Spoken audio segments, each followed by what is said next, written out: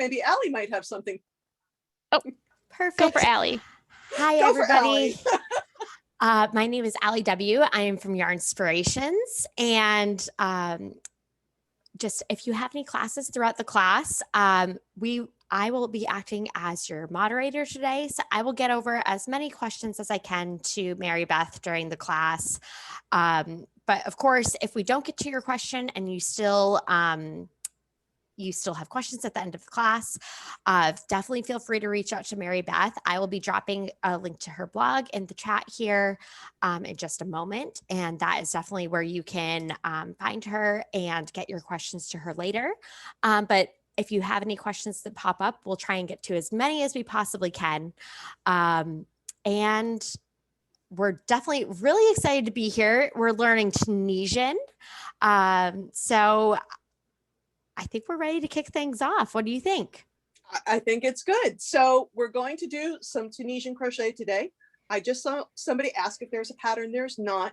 This is a technique class, not a project class. So we're going over beginning a project, Tunisian simple stitch, Tunisian knit, Tunisian purl. And I promise you, I have been teaching Tunisian for years. I have 5 different Tunisian 3-hour lectures under my belt. I will never run out of things to teach you about Tunisian. It's one of my favorite techniques because you can make it look like knitting, but there are things you can do in Tunisian that you can't do in either knitting or crocheting. Plus, I always joke that a lot of knitters learn Tunisian, even if they're sort of anti-crochet. So I always refer to it as the gateway drug. They learn Tunisian and then they realize that they don't have to be allergic to crochet hooks. So we can bring them over to the crochet dark side. So let's switch over to the tabletop and get started with our Tunisian sample. Let's get a little more light on the subject here. Here we go. So what we're going to learn is Tunisian simple stitch. And the Tunisian simple stitch, if you learned to do this in the 70s or you have a grandma or a mother that learned to do this in the 70s, we used to call this Afghan stitch. So it makes these square little stitches and it has the vertical bars on each stitch. Just an interesting fact, the Tunisian simple stitch, when done at the correct gauge, is the stitch in all the yarn world that is closest to square. So you'll see a lot of vintage Tunisian or Afghan stitch Afghans that were made in panels like this one is, and then somebody went back and embroidered over top of it. I think actually the photo for this class had some embroidery on it. And that's because you can use a regular embroidery chart and embroider with yarn over your Tunisian simple stitch because it's square, so your chart won't distort. The other stitches we're going to learn are the Tunisian knit stitch, which is this one. And this one looks a lot like stockinette stitch, like the right side of stockinette stitch. So if you're a knitter, that's what that looks like. And when people talk about, well, you know, they want their crochet to look like knitting, oftentimes this is the stitch that they are using. The other stitch we're going to learn is the Tunisian Pearl stitch. And when done correctly at the correct gauge, the Tunisian Pearl stitch looks like garter stitch. So again, if you knit or you've seen some knitting, that's what that's going to look like. So I'm using a straight Tunisian hook. Now there are all kinds of other hooks that are available, but the straight hooks are the ones that we have at Michael's, and they're perfectly fine to learn on if you're doing an enormous project like a blanket. I recommend the flexible hooks, but for learning or for doing smaller projects, these straight hooks are fine. The thing that makes this a Tunisian hook, there's 2 things. One is, see how long it is? It's super, super long. So that's one of the reasons this is considered a Tunisian hook or an Afghan hook, is because of the length.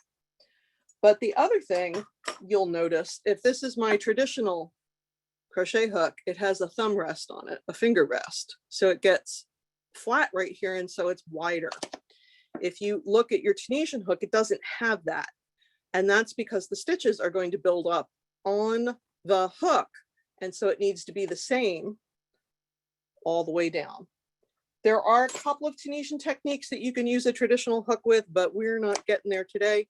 So again, especially if you're learning, I highly recommend a Tunisian hook. So to get started, I'm just making a small sample today. I'm just going to put, I'll put 12 stitches on. So the first thing I'm going to do is let's start from the very beginning. We're going to make a slip knot, same way you would whether you knit or crochet. And you're going to put that slip knot on your hook. What I say 12, so we're going to chain 12. Now, if you're not a crocheter and this is the first yarn craft that you're learning, you're going to bring that yarn over from back to front and bring it through the existing loop. So that's chain 1, 2. You want to do this nice and loosely, and you'll see why in a minute. 3, 4, 5, 6, 7, 8, 9, 10, 11, 12. So there's my 12 chains all in a row. The most important thing to remember about Tunisian crochet is that it is a 2-part row. In the first part of the row, you are putting loops on the hook. On the second part of the row, you are taking loops off the hook. So the first thing we need to do is put loops on the hook. So we're going into the second chain from hook, yarn over, draw up a loop, and leave it. It's not like regular crochet where you only have one live loop at a time.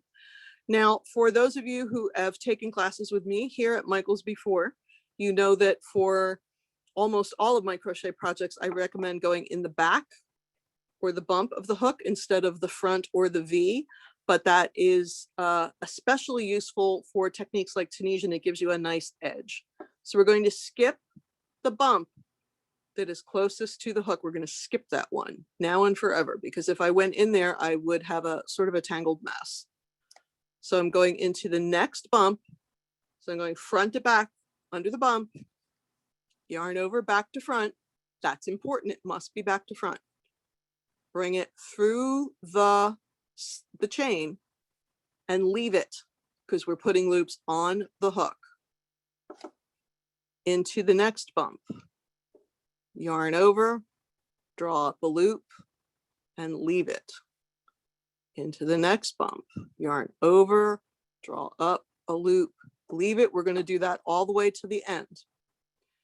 Now, I did skip the chain that was closest to the hook, but I also had a live loop on the hook.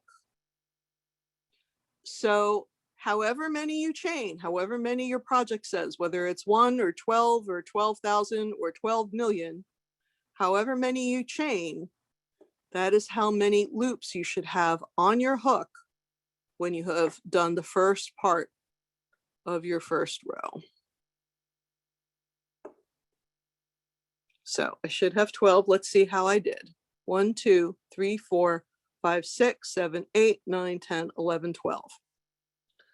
So if I was reading this pattern, that would be row 1 forward, because forward is when you put loops on the hook, return is when you take them off, right? So that's row 1 forward. For row 1 return, and let's talk about the return. So the return is when we take loops off the hook, not forever for your whole entire life, but for today, we are only going to use the standard return, which is yarn over, pull through 1, or chain 1, however you like to sort of say that in your brain. And then you're going to yarn over and draw through 2 as many times as you need to until you have only 1 loop left. So yarn over, draw through 2. And I'm going to do that all the way till the end.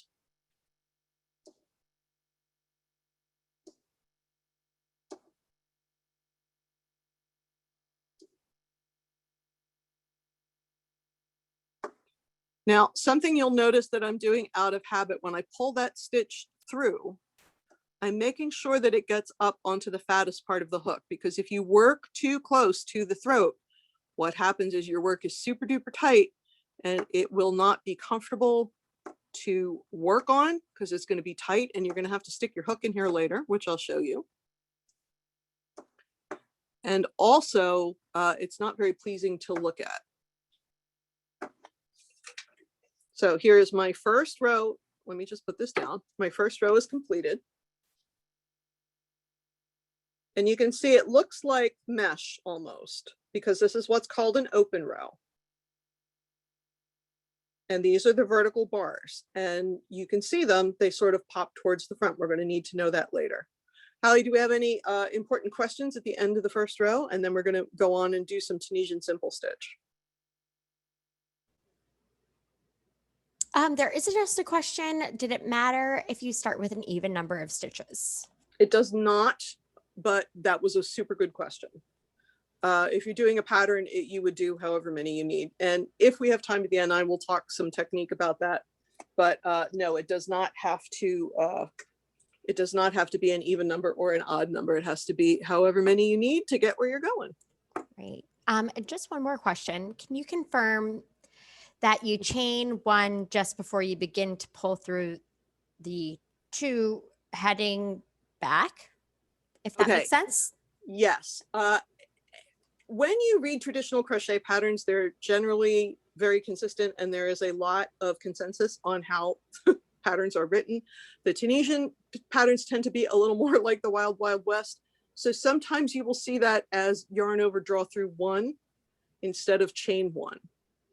So whatever pattern you're reading, you'll have to see which it says. But yes, the standard return, you will always either chain one or yarn over, draw through one, however you need that in your brain before you yarn over, draw through two as many times as you need to get to the end. And when you have one left, then you're ready to move forward. Awesome. All right, y'all, let's see if I can get, I'm gonna try and get a little closer. Allie, if this is too irritating, let me know. It's just super fiddly, but I want you to really be able to see what I'm doing. So now this is row 2 forward. I'm going to skip this vertical bar right here on the edge, because if I stuck my hook in there, this loop would pull out. So I'm going right to left under just the vertical bar. I'm going to yarn over, draw up a loop, and leave it. Go to the next stitch. Now, I'll do this out of habit, but if you can't see where that vertical bar is, if you sort of pull it the way I just did, you can see that vertical bar pops. You know what? I'm going to have to go back. I think it's auto-focusing too much. I think we're going to have to go back to where we were. So right to left under the vertical bar.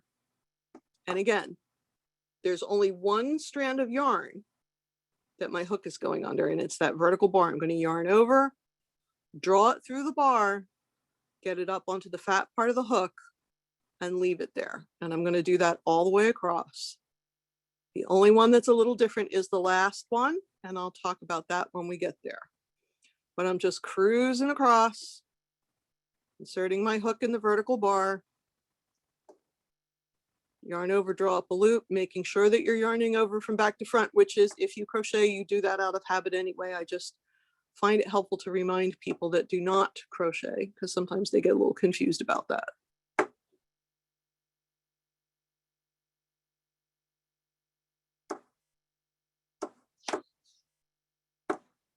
I'm sorry for the banging. It's trying to use this nice long hook on my current setup.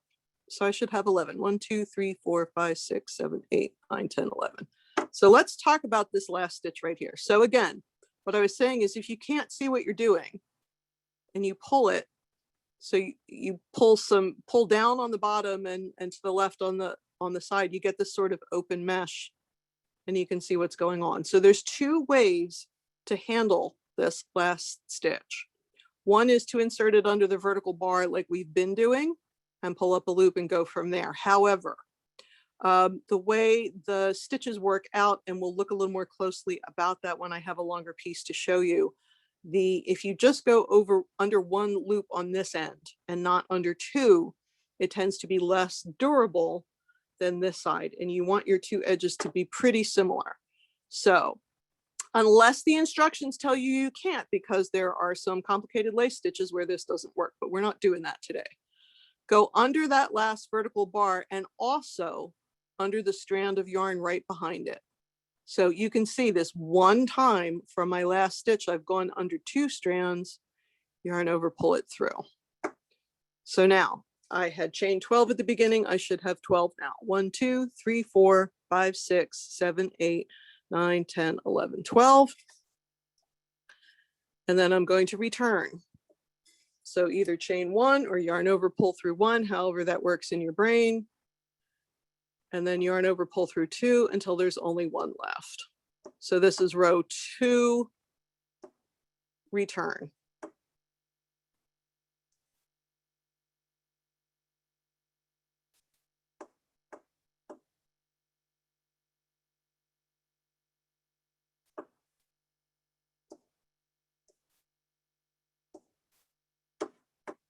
Do you have any questions, Allie, while I finish up this little row here?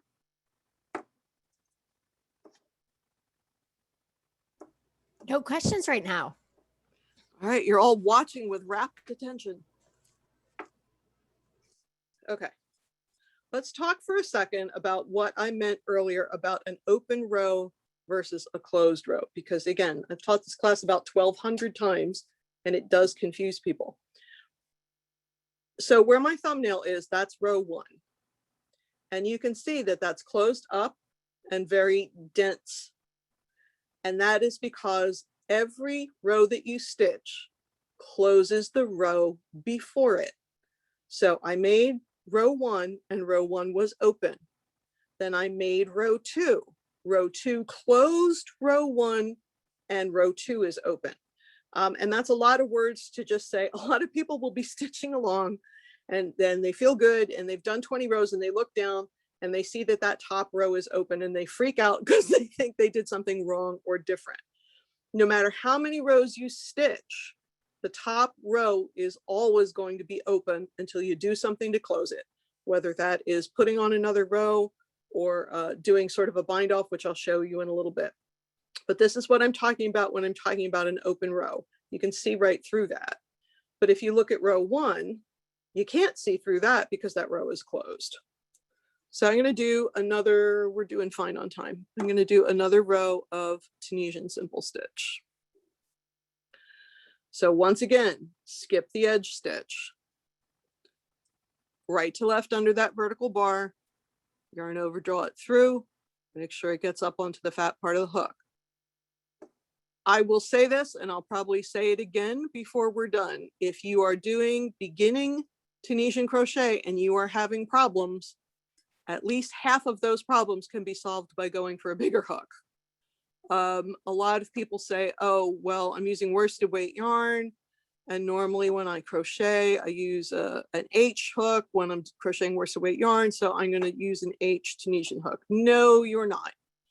This is a light worsted yarn. This is Peyton's Classic Wool. What's it? Wool. I'm going to mess up. Peyton's Classic Wool Worsted. But I'm using a J hook. I would never crochet this yarn if I was doing traditional crochet. I would never crochet this yarn with a hook this big. But because the fabric is so dense and I want the stitches to breathe, I'm going to use a bigger hook than I think I need. 5, 6, 7, 8, 9, 10, 11, just making sure I'm at the edge stitch. So once again, on my very edge stitch, I'm going to go under the vertical bar and also the loop that's right behind it. And yarn over and pull through those 2. And I'm only going to do that on the end. If you're doing some complicated lace pattern, that may not work for you. You may have to go under just the 1 bar. But if you're doing panels like this, I recommend it. It makes a nicer edge. And then I did my chain 1 or my yarn over, draw through 1. And then I'm going to do that yarn over, draw through 2.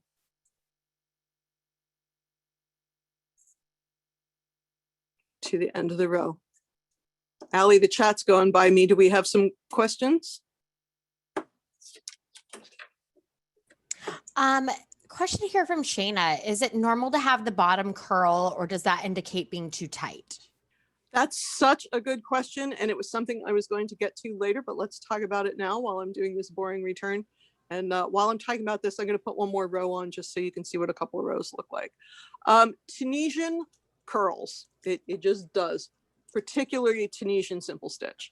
Here are some ways to get around it. One is absolutely use a booger hook, because if the stitches have more space in which to breathe, they won't curl so much. The other thing that people do is put a couple of rows of Tunisian Pearl at the beginning of all of their projects, because Tunisian Pearl does not curl as much as Tunisian Simple does. This is Tunisian Simple Stitch, just a reminder that we're doing right now. The last thing that you don't really need to worry about, if you're going to single crochet and edging on it, or you're going to sew it to something else, the curl will take care of itself when you do your finishing. But 9 times out of 10, a piece of Tunisian Simple Stitch will curl. It's just the way the cookie crumbles, and it's very much like a stockingette stitch in that way. If you knit, you'll notice 8, 10, 12. If you do a stockingette stitch in knitting, you'll notice it curls side to side. It just does. That's how the fabric is done. Last thing that you can do to solve that problem, I'm using Peyton's wool worsted right here. Animal fibers take a block really well. So blocking will help some of that. But a lot of the problem can be solved by going up a hook size or 3. The other thing I want to point out, and again, I know I'm sort of being random here, but I've taught this class in person 100 times. So I'm trying to sort of think about things that people ask me in class. If you'll notice, as long as this hook is, my hand is as close as it can be without getting in the way. I've had a number of students that are struggling with making the stitches, but it's because their hands are too far back. I call it, Harry Potter doesn't go to school here. You don't need to be, doing a wand. Keep your hand up where you need it. The other thing I will point out, and it is not going to happen to me today because we're only doing 12 stitches, but if you're doing a blanket with 200 stitches on it, there's going to come a time where your stitches are all up on your hook and your hand is over the loops. Knitters are used to that because that's how knitting works. For some reason, a lot of crocheters, that really freaks them out because they're used to only having, one live loop at a time. So if I had 50 stitches on here and I was going right along, it would happen that my hand is over live stitches, but that's correct. And that's just how that goes. So that is the Tunisian Simple Stitch. I'm going to get my big sample up and we're going to look a little more closely at it, just because I think it's easier to see that than my little practice sample. All right, there's my vertical bars all lined up. And what I was talking about squares, if you're working at a comfortable gauge, your gauge will be the same. You'll have the same number of stitches to 4 inches as you will rows to 4 inches. If you're off by a lot, you have a gauge issue, you might need to change up your hook. But you know how if you're knitting, they say, the rule of thumb is 5 stitches in 7 rows equals an inch. It's not the same number of stitches in rows. And even in single crochet, it's not always the same number of stitches in rows to the same 4-inch measurement. But in Tunisian Simple Stitch, it very often is. So there's my simple stitch. And again, we're not going to have time in this brief hour, but here's some stripes that I did in which the forward pass and the return pass are the same color. So I just changed my yarn and went on my merry way. And then there are other interesting things you can do by changing the colors at different points. So for this one, for example, I went forward in one color and changed my yarn there. So I went return and forward in the other color, switched, return and forward in the other color and switched. It gives you this little tweed pattern. So you see some of the vertical bars are the light and some of the dark. It's the same Tunisian Simple Stitch that we've been doing. It's just a little fun and games with the colors. And then there's other ways. This is one of my favorite techniques. This is a 3-color. So look, I have a rose vertical bar, then I have a green vertical bar, then I have a gray vertical bar, rose, green, gray. Again, I'm only ever manipulating one color at a time, but in this case, I do each pass in a different color. So I'd go forward in A, return in B, forward in C, return in A. I'd go A, B, C, A, B, C, A, B, C with only one pass at a time. And again, it makes all this color work happen, even though these were 3 solid colored yarns. So that's pretty cool. So these are things you can do even if you only know the one simple stitch. These are some interesting things that you can do with different colors of yarn. And again, like I said earlier, you can always download a cool embroidery chart and embroider over it. And you'll see tons of Afghans from this. It was wildly popular in the 70s to have these big panels with cross stitch on them. All right, are we ready to move on to another stitch, Miss Allie, do you think? I think so. Okay, we put this blanket down. It's 88 degrees here in the sunny south, and I'm a little toasty, so let me put that blanket down. All right, let me untangle my working yarn here. So once again, here's my simple stitch, my little boxes. So the next thing we're going to learn is the Tunisian knit stitch. Now the return is the same. Like I said, today the return is going to be the same for everything. Skip the edge stitch because we always skip the edge stitch. Now in this case, I'm going to go under the vertical bar and then all the way through to the back of the work. Yarn over, draw through all of that. Pull that loop up, make sure it sits on the fat part. Let's look at that again. We'll do that a bunch of times. Under the bar, through the hole right next to it, yarn over back to front, pull it through the work and that bar, and you're up. So it was 3. Now, why do I say go, make sure you go under the bar first? Because if you just go in the hole, that is not Tunisian stitch, that is Tunisian full, that's not Tunisian knit, it's Tunisian full, and that has its own problems. That's, I teach that in intermediate. Tunisian full stitch is interesting, but it's a lot of work. So we're going, we have to make sure that you are seated under the bar first, then all the way through the work, yarn over, pull it up. Through the bar, through the work, yarn over, pull it up. And we're going to do that all the way to the end. And then I'm going to treat that last stitch the way I've been doing it, all the way around. Under the bar and through, under the bar and through. And here I am at my last stitch. There's no through to go to. So I'm just going to go under the bar and the loop behind it the way I did for Tunisian simple stitch. Because you can't say go through the work. There's no work to go through at that point. Keep counting your stitches. Make sure that you have the right number of stitches. 1, 2, 3, 4, 5, 6, 7, 8, 9, 10, 11, 12. Now's the time to count when you have all the loops on your hook. It's very difficult to see when they're off. And then we're going to do that same return. Yarn over, draw through 1 or chain 1. Yarn over, draw through 2, however many times you need to until you're back to 1.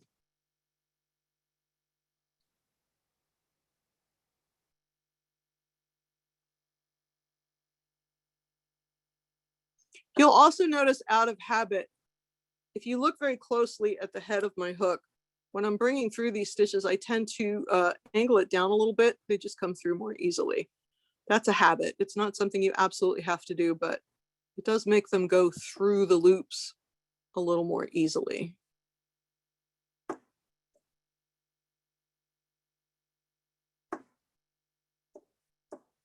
This is another student trick. They'll go, oh no, I have 2 on my hook. I made a mistake. Nope, just keep going. Yarn over, pull through 2.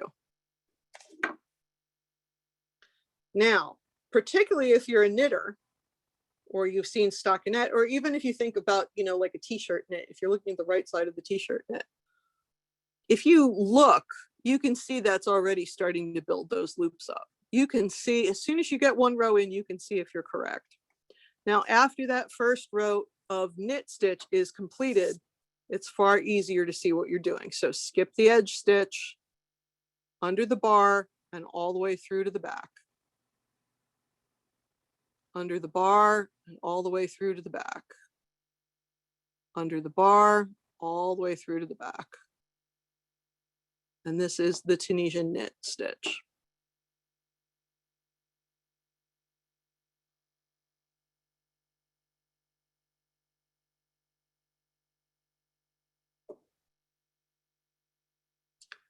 Now, I was talking about counting stitches. What if I had the wrong amount of stitches and I couldn't quite figure out where the problem was? The easiest way to fix that problem, we call it going back to one. Go back till you only have one loop on your hook and pull it out and then try again. Tunisian crochet is not going to unravel like knitting can. You can't drop a stitch. But sometimes when you can't see what you're doing, it's far, I'm sorry, I went back to simple as a habit. It's far easier to see what you're doing when you've only got one loop on the hook. I will also say, when you're getting ready to stop stitching for the evening or put your work away, it's always best to go back to one and not put your work away with all those loops on the hook, because it can stretch the loops out. And so that row, the gauge is not going to be the same as everything else. But also it's easy for a loop to drop off. Okay, here we are at the end. Once again, I'm just going under 2 at the edge. So if I'm putting my work down, I'm not going to stitch anymore. I'm going to go back to 1. I'm going to make sure I only have 1 loop on my hook. And oftentimes, let's see if I have one nearby. Oftentimes I'll just grab a locking stitch marker and put it in that loop to make sure I don't have one next to me. But I'll put a locking stitch marker in that loop to make sure that the work doesn't come unraveled. All right, had to get a sip of water there. So I'm going to do that standard return. Yarn over, draw through 1 or chain 1. Yarn over, draw through 2, etc. How are we doing for questions, Allie? We have a couple of questions here. Well, now's a good time. Awesome. So Ashley wants to know, she tends to have fatigue issues when she's trying Tunisian because her shoulder moves. Any tips on better ways to hold the hook or how to keep the weight of the project off of her working arm? Honestly, a flexible hook will solve most of that problem. If I am crocheting a big project and I'm using a straight hook like this, then all of the weight, like Ali just phrased it, then all of the weight of the project is on the hook, and all of that is in my wrist. And if my wrist gets tired, I'm going to accommodate by moving my shoulder around. So there are hooks that exist that are straight like this up to about here. And then from here back, they have a flexible cable. And any chance that I can use a hook like that, I do it, because that keeps the weight of the project off of my hand. If I'm sitting, obviously I'm sitting on a camera set right now and I'm doing Tunisian crochet about 2 feet in front of my shoulders, you know what I mean? But if I was sitting on the couch and I had a flexible hook, the weight of the project is on the cable, it's not on the needle, which keeps it off my wrist, which solves a lot of the problem with fatigue. And also, you're going to laugh at me, you could be crocheting very tightly because your hook is too small. A bigger hook, maybe you have less of a death grip. And the last thing I would say is what I said earlier about keep your hand up close to here as far as you can. If your shoulder's moving, you may be doing the Harry Potter thing, and it doesn't require that much movement. You can really choke up on the hook, and hopefully that will help too. Fantastic. And then we did have a couple of questions back about changing colors in Tunisian. So I just wanted to throw that out if that's something you were planning on covering today.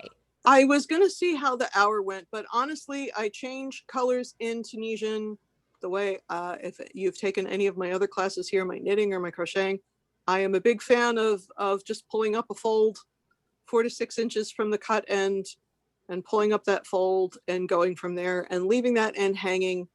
And I will tighten it up when I weave it in. Again, particularly because Tunisian crochet is not going to unravel. I literally would just grab the new color and go, and just leave a long enough tail that if it's loose at all, I can weave it in later.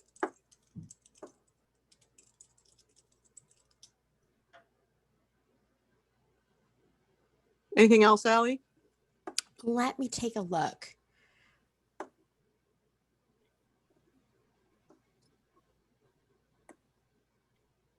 So here are my knit. Okay, so here's my simple, right? There's my Tunisian simple on my little sample swatch, and here's my knit. See the difference? It's a big difference. While you're looking for questions, another thing that I want to talk about before we get too far along is the amount of yarn. So crocheters, you always know how knitters go, oh, it takes too much yarn. Oh, crochet takes so much yarn. And honestly, crochet doesn't always take that much more yarn than knitting, usually about 35%, but certainly not the twice that most knitters have been told all their lives is true. That said, Tunisian crochet takes way more yarn than its knitted or crocheted counterparts. And one of the reasons is look how dense that is. So this is the wrong side of Tunisian simple, which is not much thicker than, say, a couple of rows of single crochet. But if you come up to Tunisian, I hope you can see how dense this is. It is positively squishy. That's a lot of yarn. So people say to me, oh, I'm going to learn Tunisian crochet because I want something to look like it's knit. My own personal opinion is if you want something to look like it's knit, you should learn to knit because it will take less yarn and you'll get exactly what you want. But if it's, you know, you use Tunisian knit and Tunisian pearl, these stitches can be used in other combinations, which is why I make sure that people learn all 3 basic stitches. And if you're just doing the knit stitch, it's going to be super dense and it's going to take a ton of yarn. So when you change colors, would you do it when you're going forward or on the return? Where I changed colors would depend on what pattern I was doing. I know that sounds flippant and not helpful. If I wanted stripes, I would change on the forward. So the forward and the return for my stripes. Let me get my, this poor blanket is years old and it has been all around the world and it is a little ratty, but it does have everything on there. So in the case of these stripes, I changed at the forward. So the forward and return are the same color. That's how you get stripes. If I was doing one of these fancy color stitches, I would follow along with the pattern. And again, with only 20 minutes left, I can't go too crazy. But where I changed color would depend on what kind of color pattern I was working on. I hope that's helpful. I think so. Okay. We have any more big questions before I go on to Tunisian Pearl? I'm going with no. Oh, go ahead. How do we keep the right side the same length? I'm not sure. I'm not sure that because you don't turn in Tunisian crochet. I didn't say that, but I hope you've noticed I never turned the work. So the right side is always facing you. So I'm not 100% sure what that question means. Okay. And just one more question. Could you demonstrate the last stitch on the left end? They're having trouble seeing the loop in the back and they're not sure where to place their hook before starting the return row. I gotcha. Okay. Yeah. So this is my first edge and you see how that looks like slipped stitches, slip knit stitches. I did say I was going to show you when I had more rows. So now that I have done more rows, you can see that by going under 2 at the end instead of 1, I get that slipped stitch edging. So let's see if I can show this. So here's, all right, you guys, I'm going to try and get a little closer. And if it's too weirdly trying to refocus, I'll go back when we do the next stitch. So I'm going under my last vertical bar, right? And then look, right behind it is another loop. And if I pull those 2 loops up, you see how I'm saying it looks slipped on the end? All right, so I'm coming to the end of the row. I'm going under that last vertical bar and I'm looking for the loop that's right behind it. Then I'm going to yarn over and draw through 2, and that's going to give me that slipped edge. I hope that helped. All right, I'm going to move on to Tunisian Pearl. I have to say this, I've taught this class 1,250 times. Everybody hates Tunisian Pearl. I have never met a student that went, oh, Tunisian Pearl, that's the stitch for me. It is fiddly and annoying, and it's okay if you don't get it today. You know what I mean? But if you're going to move on with your exploration of Tunisian, which I hope you do, knowing how to Tunisian Pearl for edgings and for more interesting lace stitches, it's really good to know how to do. So for Tunisian Pearl, and the other thing is this, before I go too far away, I was talking earlier about how there are fewer, I don't know what the plural of consensus is. There is less of a consensus on how to write Tunisian instructions than there is on how to write crochet instructions in general. There are two different ways to teach the Tunisian Pearl. I always say there's two different ways, my way and the wrong way. That's not true. There's two different ways. Both of them will work. I find my way easier. So this is how I teach it. If you were to purchase a pattern or get a cool Tunisian pattern from Yarn Inspirations, and it had the written instructions had the Tunisian Pearl in the alternate method, you can still use my method. So to Tunisian Pearl, you're going to bring the yarn forward. I'm going to have to get my finger out of the way so you can see what I'm doing. There are neater ways to do this. So I'm going to bring my yarn forward and I'm going to keep it to the right of the vertical bar. I'm going to skip the edge stitch like I always do. I'm going to put my hook right to left under the vertical bar as if I was doing Tunisian simple stitch. So you see where the yarn is? Now I'm going to yarn over and draw it through and leave it. You must, you absolutely must do the Tunisian Pearl very loosely, because if you do not do the Tunisian Pearl very loosely, it looks like a tangled bunch of knots. It's not pretty at all. So this is not a stitch that you want to rush. You will develop a rhythm like any other kind of technique. You'll develop a rhythm, but you want to keep that yarn nice and loose. So bring it forward, right to left under the vertical bar as if you're doing a Tunisian simple stitch. Bring that yarn under the hook, over the hook, and again, out of habit, you'll see my left thumbnail, I hold that yarn so I don't pull it too tightly, and draw it through and leave it. And once again, you can see the stitches already starting to build up. You can see immediately if you're doing it correctly. So yarn forward through the vertical bar as if to Tunisian simple stitch. Bring the yarn under the hook and over the hook through the stitch.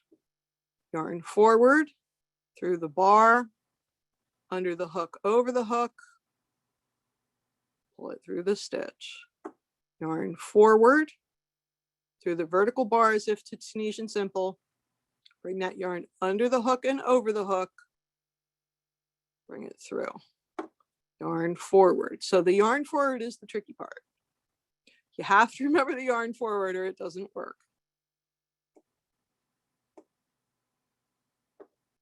Now, when I get to the last stitch on a Tunisian Pearl row, I have a couple of choices. I can do what we've been doing and go under the two bars at the end, which is going to make that last stitch look slipped or like a Tunisian knit. Or if I was doing a lace stitch, I could conceivably go ahead and purl in that last stitch, because it's not a matter of going through the work after. So in that case, I went ahead and purled in that last stitch, but you can also go under those two loops like we've been doing. So let's make sure I have 12. 1, 2, 3, 4, 5, 6, 7, 8, 9, 10, 11, 12. And no surprises here, standard return. Yarn over, pull through 1, or chain 1, yarn over, draw through 2, all the way to the end.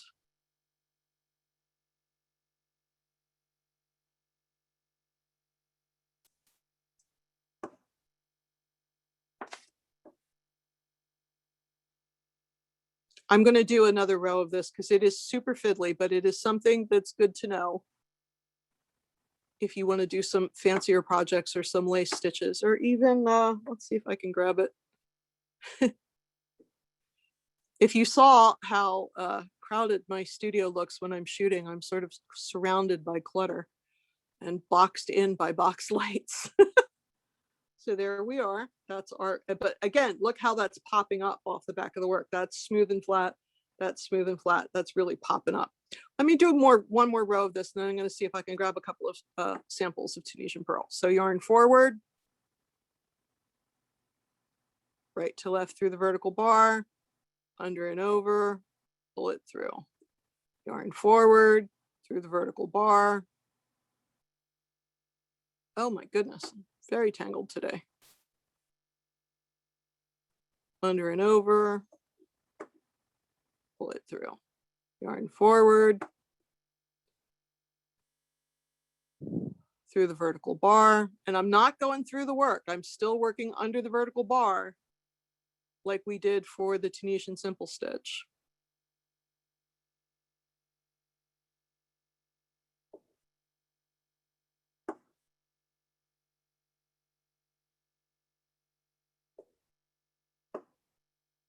And again, do not pull this tightly. If you pull it tightly, it's going to knot up and be unattractive.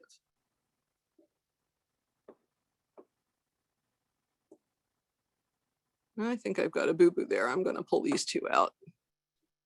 Yep, I did skip one. Allie, do we have any questions while I'm fighting with my Tunisian Pearl?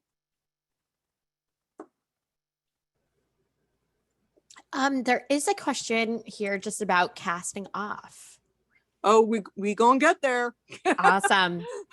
That's the last thing that I'm gonna do.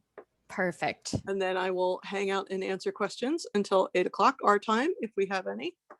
We have about 11 minutes left in the class, so I am going to talk about casting off. I just wanted to finish this one more row of purl because again, it's a little fiddly.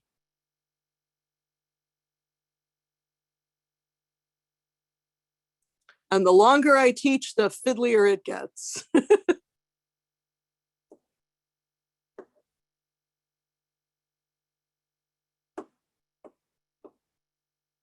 So just as an alternative, earlier I purled in that last stitch, but if I wanted to, I could do what we had been doing, which is go under that edge, the last bar. All right, there's my goodness. There's my last bar and the stitch behind it. So I could do that edging if I wanted to. So those are the two different ways to treat that edge. So then we're going to go ahead and finish this row and then talk about ending things off. But before I talk about ending things off, I'm going to grab that sample again so you can look at the purl stitch up close and personal.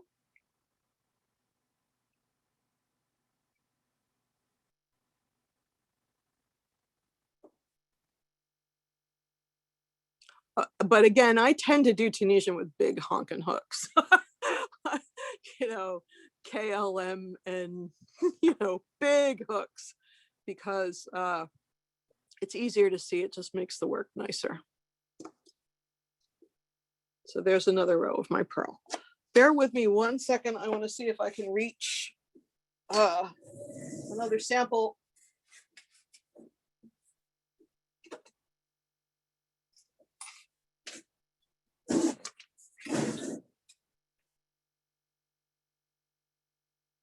So this is a scarf I made for you know, something I designed, and we were talking about the rolling. So if you can see, what I did here is I did 1, 2, 3 rows of Tunisian Pearl, and I have Tunisian Pearl on either side. I have 3 stitches of Tunisian Pearl on either side, and the middle of that is just simple stitch. But you can see that it does not roll. And it doesn't roll because the Tunisian Pearl does not roll as much as the Tunisian Simple does. And also because I used a big giant hook. I think I used like an N on this. But I did want to just point that little sample out before we went too far. So let's talk about what to do when we're finished with our project.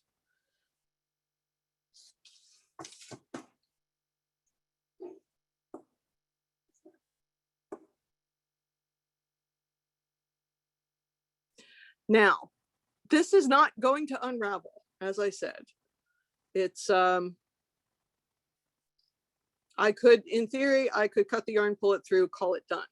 But that top row is open. Remember, we were talking about open versus closed. So what I like to do to finish, and I know in your question you said cast off. I know people say cast it off or bind it off. I don't tend to use that terminology, A, because it's very knitting, and B, it's not quite the same. But what I like to do so now if I was going to put a traditional crochet edging on this, instead of working my single crochets across the top edge, say I was going to put a single crochet border, I would go through the vertical bars and put my single crochets there. That would close the row. But if I'm going to seam it, or if I'm just done and there's not going to be an edging and it's just, this is the end of my work, I'm going to skip that edge stitch again, and I'm going to go through the vertical bars as if to Tunisian simple stitch, and I'm going to just slip stitch across. And that's going to close my final row, and I'm going to do it pretty loosely because I don't want my edge to pull tightly. But I'm going under that bar. And in this case, because I'm doing a traditional crochet stitch, I'm doing slip stitch. I'm not putting loops on the hook. All I'm trying to do is close the work because I don't want that last row to look open or sloppy.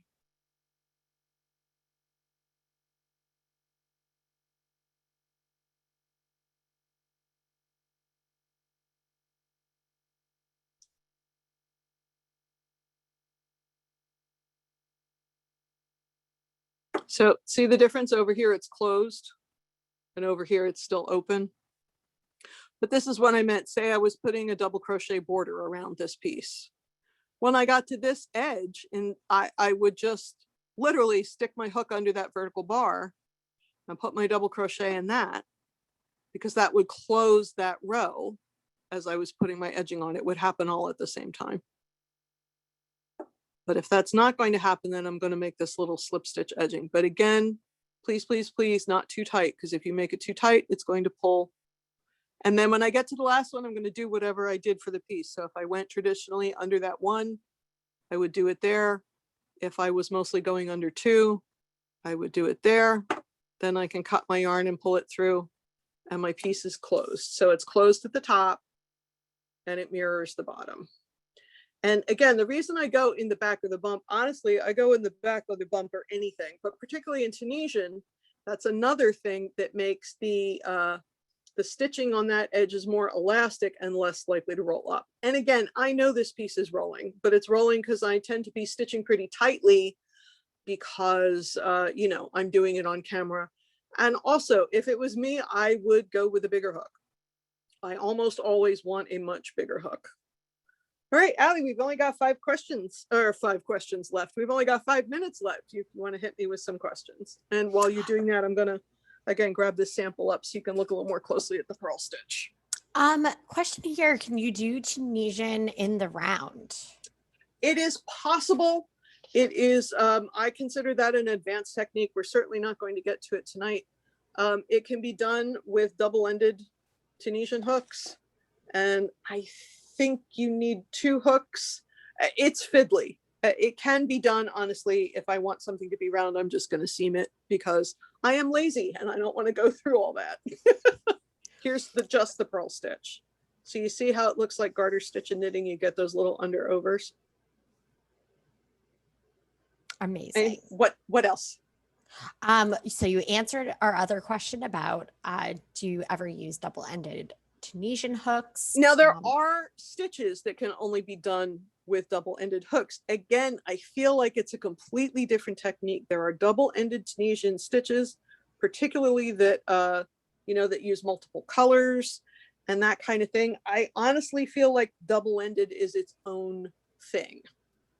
It's there are basics in that, but that's not what this class is. Double-ended is its own little ball game. You don't need a double-ended hook to do all Tunisian crochet. There are Tunisian stitches that can only be done with a double-ended hook, but generally speaking, it will tell you that in the pattern. Amazing. And then there's our knit stitches again. And again, look at the back. Very thick.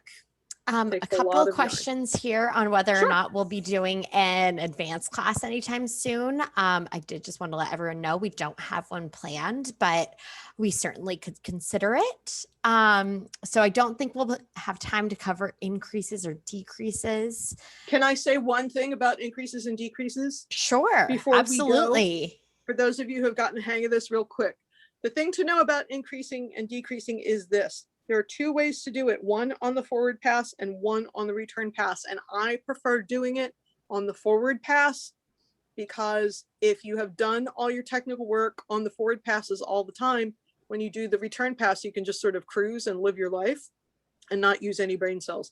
So if I wanted to decrease on the forward pass, instead of going under whatever stitch I was doing, knit or purl or Tunisian, or a knit or purl or simple, or some fancy lace stitch, instead of going under one vertical bar, I would go under two and make my stitch, and that would give you a 1 stitch decrease.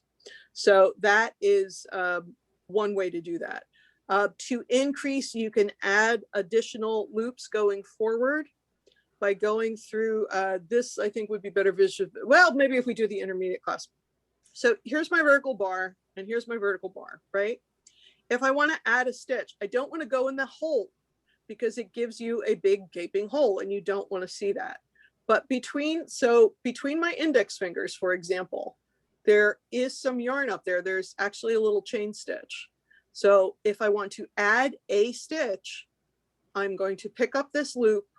I'm going to insert my hook through the chain between the top of the two bars. So here's a bar, I'm a bar, and I'm a bar. So I'm going to go under this bar. I'm going to pick up an extra loop in that chain, and then I'm going to pick up in that bar, and then I've gone from 2 stitches to 3.